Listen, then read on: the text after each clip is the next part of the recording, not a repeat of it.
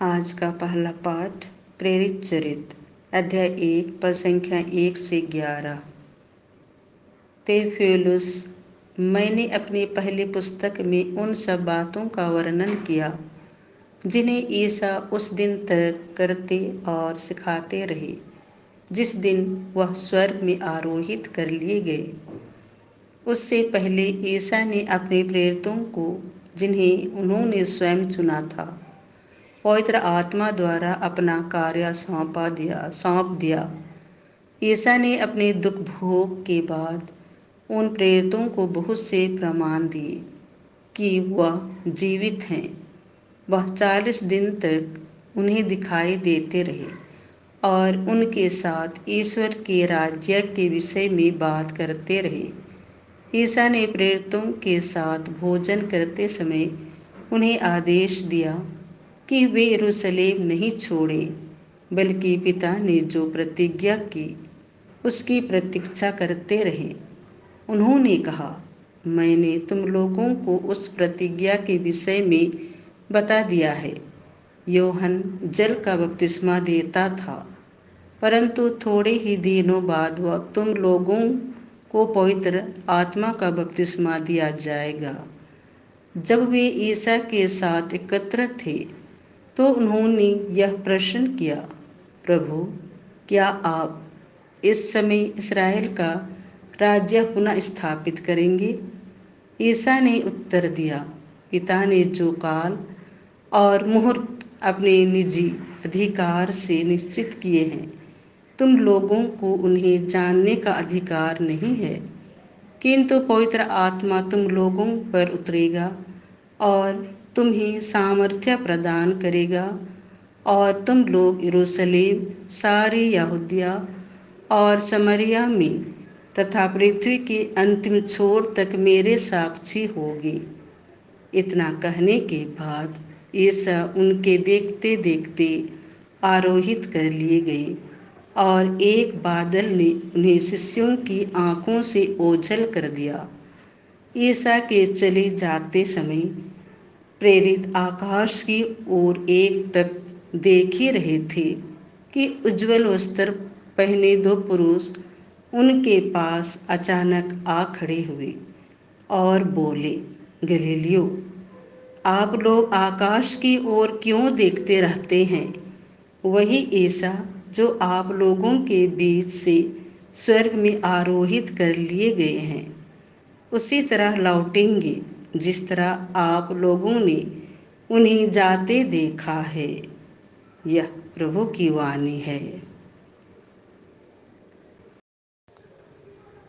आज का दूसरा पाठ इफिसियों के नाम संत पौलुस का पत्र अध्याय 1 पद संख्या 17 से 23। महिमामय पिता, हमारे प्रभु यीशु मसीह का ईश्वर आप लोगों को प्रज्ञा तथा आध्यात्मिक दृष्टि प्रदान करे, जिससे आप उसे सचमुच जान जाएं।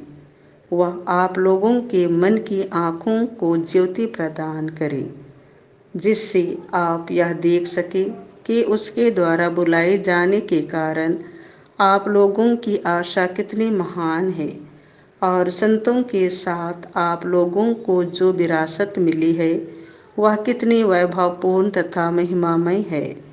और हम विश्वासियों के कल्याण के लिए सक्रिय रहने वाली ईश्वर का सामर्थ्य कितना अपार है। ईश्वर ने मसीह में वही सामर्थ्य प्रदर्शित किया जब उसने मृतकों में से उन्हें पुनर्जीवित किया और स्वर्ग में अपने दाहिने बैठाया। स्वर्ग में कितने ही प्राणी क्यों ना हो और उनका नाम कितना ही महान क्यों ना हो, उन सबके ऊपर ईश्वर ने इस युग के लिए और आने वाले युग के लिए मसीह को स्थान दिया। उसने सब कुछ मसीह के पैरों तले डाल दिया और उनको सब कुछ पर अधिकार देकर कलीसिया का शीर्ष नियुक्त किया। कलीसिया मसीह का शरीर और उनकी परिपूर्णता है। मसीह सब कुछ सब तरह से पूर्णता तक पहुंचाते हैं। यह प्रभु की वाणी है। संत लूकस के अनुसार पवित्र सुसमाचार अध्याय 24 पद संख्या 40 से 53। और उनसे कहा, ऐसा ही लिखा है कि मसीह दुख भोगेंगे, तीसरे दिन मृतकों में से जी उठेंगे और उनके नाम पर यरूशलेम से लेकर सभी राष्ट्रों को पाप क्षमा के लिए पश्चाताप का उपदेश दिया जाएगा।